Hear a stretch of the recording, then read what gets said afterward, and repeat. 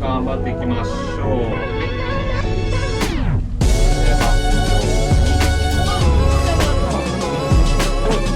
ちょっとサイズは可愛いですけど、いいナイス。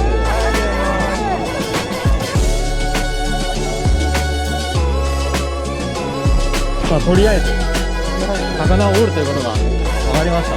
はいナイスー。こっちにあー、巻きすぎオッケー、ナイスです。ナイスー。作った。